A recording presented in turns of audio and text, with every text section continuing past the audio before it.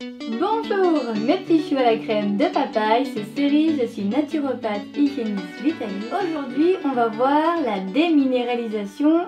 Qu'est-ce que c'est?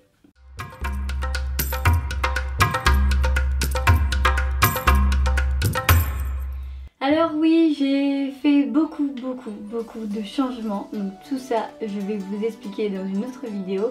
Mais aujourd'hui c'est la rentrée et j'avais envie de vous parler de la déminéralisation. C'est quoi la déminéralisation? Qu'est-ce que ça fait dans notre quotidien? Pourquoi on en parle si peu alors que pour moi c'est le fléau du siècle? Vous allez tout savoir dans cette vidéo. Alors je ne peux pas commencer cette vidéo sans vous parler du terrain. Bah oui, parce que le terrain c'est vraiment essentiel en naturopathie. Le naturopathe dans votre consultation en naturopathie va forcément vous parler de votre terrain. Le terrain c'est quoi? Je t'invite à regarder la vidéo sur comment tu tombes malade pour t'expliquer un petit peu comment ça se passe au niveau de ton corps. Sinon, le terrain en bref, c'est ta constitution, donc ta génétique avec ta morphologie actuelle ainsi que ton taux de toxémie, donc ton taux de déchets que tu as en toi et que tu accumules au fur et à mesure des années et que tu te trimbales au quotidien. Alors, vous le savez, moi j'adore les citations, donc je vais commencer par vous citer Hippocrate. Bon oui, moi je l'aime bien ce mec. Alors, la citation c'est « Certainement l'acide est-il le plus nuisible de tous les états d'humeur ?» Kesako, mais de quoi il parle? Forcément, pour te parler de la déminéralisation, je vais te parler de l'acido-basique. C'est un truc que tu as déjà dû entendre, c'est à la mode d'en parler. Mais sans plus, on te dit juste ce qu'il faut manger, ce qu'il ne faut pas manger pour rester un peu en équilibre, pour pas être trop acide ou pas trop basique. Pourquoi ? Tout simplement parce que l'acide, on en a tous dans notre corps à un niveau plus ou moins élevé ou classique. On va dire qu'il y a une normalité.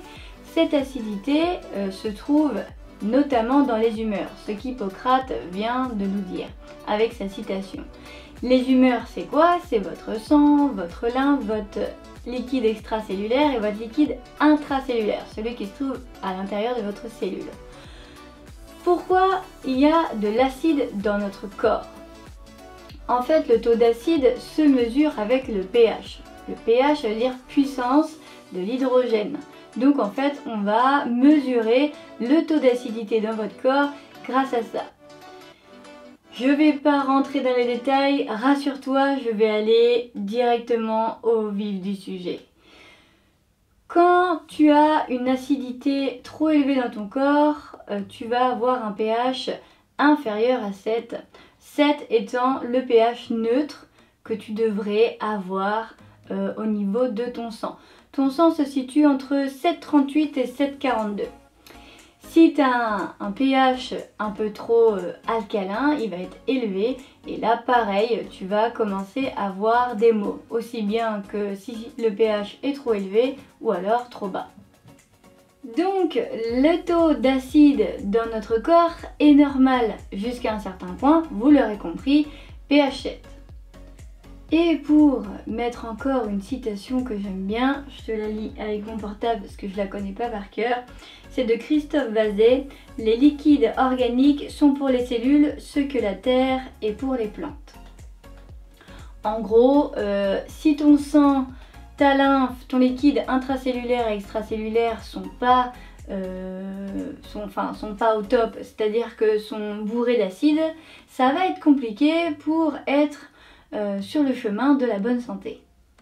Tu l'auras compris, si tu veux savoir si tu es acidifié, tu vas à la pharmacie et tu vas vérifier ton pH. Tu peux avoir les petites bandelettes où tu urines dessus et tu vas voir à peu près où ça se situe, ou alors tu fais une prise de sang et on va te dire si tu as un pH trop élevé ou non par rapport à ta prise de sang.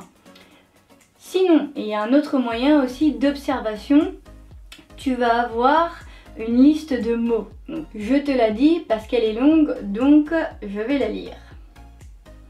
Si tu observes des irritations, des inflammations des tissus et des muqueuses, de l'acidité stomacale, des renvois acides, des spasmes et des douleurs stomacales, des inflammations des émonctoires. Les émonctoires, je te le rappelle, si tu sais plus trop, ce sont tes portes de sortie. Donc c'est ton intestin, tes reins, ta peau et aussi ça peut être les poumons. Je continue la liste. Donc endommagement des muqueuses intestinales entraînant l'auto-intoxication progressive du corps, ce qui se situe à arthrite, arthrose, allergie, eczéma, etc., etc., etc. Alors tu vas me dire, bah Cerise, c'est cool que tu nous parles d'acido-basique, c'est super intéressant, mais le sujet de la vidéo, c'est la déminéralisation. Mais je ne pouvais pas ne pas te parler d'acido-basique sans te parler de la déminéralisation. Pourquoi? Parce qu'en fait, un acide dans ton corps, pour qu'il puisse être neutralisé, il lui faut une base neutre. Et donc, ça va être tes sels minéraux qui vont intervenir. C'est tout simplement le système de défense que ton corps a trouvé pour intervenir et neutraliser les acides. Il va piquer tes minéraux, donc phosphore, calcium, fer, potassium, etc. Il va les prendre et il va neutraliser l'acide. Il le fait tous les jours au quotidien sans que tu y aperçoives quoi que ce soit. Il n'a pas besoin de ton autorisation pour faire ça. Or, s'il le fait tout le temps, parce qu'il va y avoir trop d'acide dans ton corps, tu vas commencer petit à petit à te déminéraliser. Bon, tu te doutes qu'en gros que tout ce pillage minéral que ton corps fait pour neutraliser des acides crée un gros bordel dans ton corps. Je peux te lire une liste du coup de conséquences que ça fait comme bazar et donc qui sont des mots que tu peux retrouver dans ton quotidien. Alors je prends le portable parce que c'est assez long. Donc tu as la fatigue chronique, la baisse d'énergie, la difficulté à récupérer, sensibilité accrue à la douleur, la baisse des défenses immunitaires et grande récessivité aux infections. Alors surtout pendant cette crise sanitaire, être en déminéralisation, tu vois bien que c'est un problème puisque tu vas favoriser un terrain pour ce fameux virus. Je reprends la liste. Donc tu as la frilosité, la fragilité des organes, des rhumes chroniques, des tendances dépressives, bien évidemment les cheveux, perte de cheveux intense, les ongles qui se cassent, qui sont fragiles, parce que tous tes minéraux finalement constituent tous tes tissus cellulaires et vont venir à être dégradés au fur et à mesure. Bon, il y a une liste monumentale, je t'invite à aller la lire sur internet, tu la trouveras facilement. Résumé, si tu veux, l'acidification va venir atteindre ton corps de 4 manières différentes. Donc on l'a vu, les acides sont agressifs. Il y a la déminéralisation. Il y a aussi tout ce qui est système immunitaire. Et enfin, tu vas avoir des dépôts, donc des déchets, justement dus à cette bataille minéraux-acides. Alors quelles sont les origines de cette acidité? Comment on s'acidifie? Eh bien c'est simple, on part pas tous du même point déjà, c'est-à-dire que au niveau de notre constitution, nous ne sommes pas tous égaux, malheureusement. Il y a des gens à leur naissance vont avoir un stock minéral assez conséquent et même s'ils mangent trop acidifiant sur le long terme, ça va être grave au bout d'un moment, sur le long terme, mais ça va pas venir les déranger assez tôt, alors que il y a des personnes qui vont avoir moins de minéraux à la naissance et du coup vont avoir une alimentation acidifiante et très tôt, très jeunes, 15 ans, 20 ans, 25 ans, vont commencer à accumuler des problèmes chroniques. Il n'y a pas que ça, hein, bien évidemment. Le problème de l'acidification, c'est la suralimentation des aliments acidifiants. Donc vous en avez toute une liste sur internet allez-y checker ça, franchement ça va vous aider à enlever ce qui est très acidifiant dans votre alimentation et rajouter justement ce qui est alcalin pour pouvoir temporiser cette acidité. Comment ajouter des vitamines et des oligo-éléments de qualité? Si vous faites tout cuire et que vous mangez tout le temps tout cuit ou industrialisé, ça va justement créer une déminéralisation puisque vous n'apportez pas les minéraux cruciaux pour votre équilibre. Vous vous en doutez peut-être, mais la sous-oxygénation est aussi importante puisque l'oxygénation va venir nourrir vos cellules et si vous oxygénez mal, il va y avoir une cellule qui va s'oxyder, donc créer encore davantage de déchets. Il y a aussi le surmenage, que ce soit physique, mental, émotionnel, ça crée évidemment des déchets et ça sollicite beaucoup de minéraux. Et bien sûr, je pense que là, vous me voyez venir, le manque d'élimination, donc vos organes émonctoriels qui sont soit ralentis, soit fatigués et qu'il va falloir venir solliciter.